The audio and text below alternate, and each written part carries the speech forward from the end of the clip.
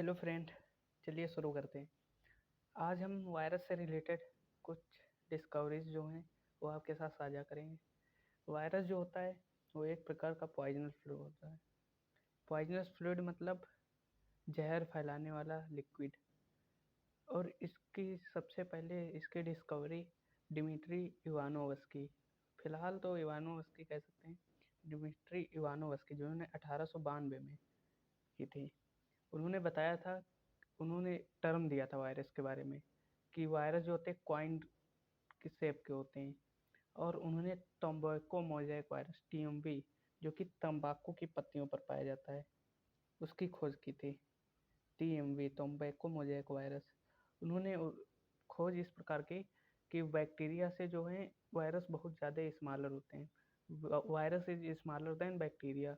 तो उन्होंने एक वो बीकर लिया जिससे केवल जिसमें बैक्टीरिया को छाना जा सकता था। बैक्टीरिया यहाँ पर एक छन्नी ऐसी लगी रहती थी जिसमें बैक्टीरिया फंस जाते थे।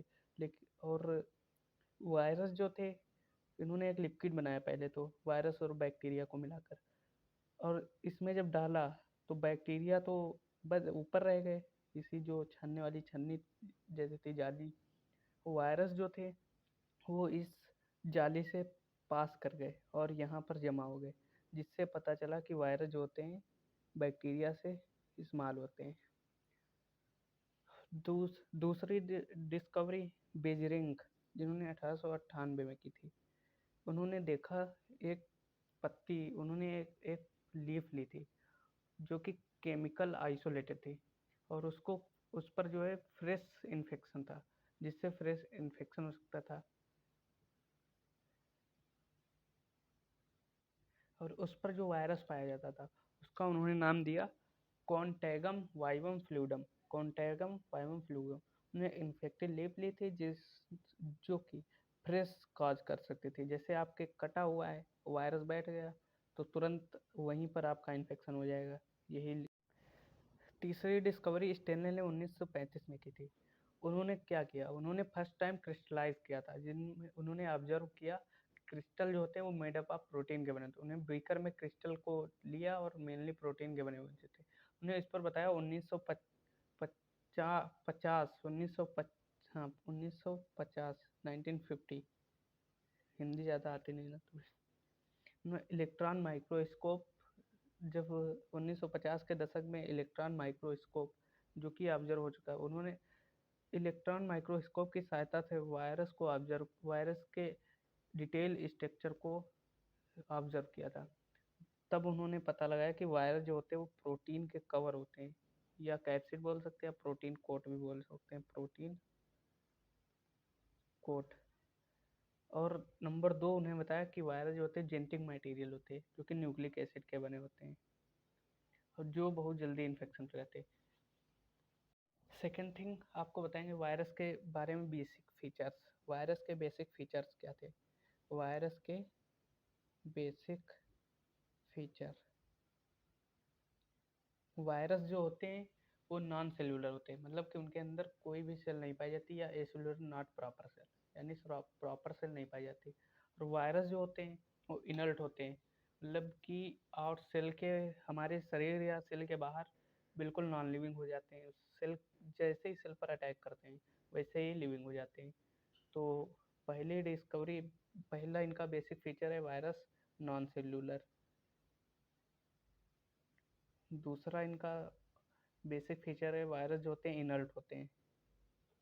तीसरा बेसिक फीचर कि इनके अंदर intracellular inside cell parasite पाया जाता है, जिसको हम इंट्रा सेल्यूलर बोल सकते हैं। वायरस इंट्रा सेल्यूलर होते हैं और जो कि होस्ट मशीनरी यूज करते हैं। जैसे हमारा शरीर होस्ट हो गया समझ लो, वायरस हमारे ऊपर अटैक किए करेंगे, ATP प्रोसेस करेंगे, अपना DNA रेप्लिकेशन करेंगे।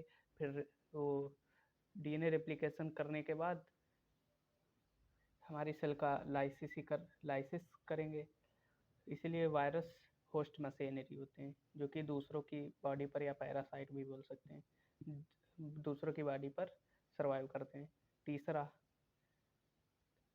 मतलब नहीं, चौथा, वायरस के पास अपना खुद का DNA या फिर RNA होता है। एक साथ दोनों नहीं हो सकते, DNA या आरएनए। आरएनए जब आरएनए इनके इनके पास तब प्रेजेंट होता है, मतलब कि इनके पास आरएनए इनके पास क्या बोलते हैं हिंदी में, प्रेजेंट होता है, ठीक है, जेनेटिक मटेरियल के रूप में प्रेजेंट होता है। Virus is obligate parasite. Virus जो होते हैं वो ऑब्लिगेट कंप्लीटली डिपेंड ऑन, पूरे पूरे होस्ट पर डिपेंड होते हैं। वायरस पूरे पूरे होस्ट पर डिपेंड होते हैं, होस्ट डिपेंडेंट। चलिए अब आगे आपको वायरस जो होते हैं वो टाइप ऑफ इन्फेक्शन, उनकी साइकिल क्या होती है, टाइप ऑफ इन्फेक्शन के बारे में बताएंगे। वायरस के इन्फेक्शन का एक पूरी साइकिल होती है, जिसको हम वायर इन्फेक्शन साइकिल भी बोल सकते हैं। पहले तो जैसे कि हमारा शरीर हो गया, एक हमारा शरीर हो गया, ये वायरस हो सकता है। ये एक प्रकार का बैक्टीरियोफेज वायरस है, जो बैक्टीरिया होता है, इसमें इसका खुद का एक जेनेटिक मटेरियल होता है, जेनेटिक मटेरियल ऑफ वायरस। और होस्ट का हमारे अंदर डीएनए पाया जाता है, ये हाँ। फिर वायरस क्या करता है, वायरस अपने डीएनए को वायरस होस्ट की बॉडी में इंजेक्ट करा देता है, ये यहाँ पर आ जाता है और अब हमारे डीएनए को तोड़ना शुरू कर देता है। डीएनए हमारे डीएनए से लगकर, वायरस का डीएनए हमारे डीएनए से लगकर इसको तोड़ना शुरू कर देता है। हमारा डीएनए टूट जाता है, जब होस्ट का डीएनए टूट जाता है, मतलब हमारा नहीं बोल सकते, होस्ट का डीएनए जब टूट जाता है, फिर उसके बाद वायरस जो है अपने अपने डीएनए की रेप्लिकेशन करने लगता है, रेप्लिकेशन बहुत से डीएनए बना लेता है। फिर एक प्रोटीन कवर अपना बना लेता है वायरस, वायरस अपने प्रोटीन कवर भी बना लेता है, बहुत से प्रोटीन कवर डीएनए उसका, जो कि प्रोटीन कवर के अंदर चले जाते हैं। तो वायरस कुछ इस प्रकार नजर आने लगते हैं। ये जेनेटिक मटेरियल हो गया वायरस का, ये प्रोटीन कवर हो गया, ये डी।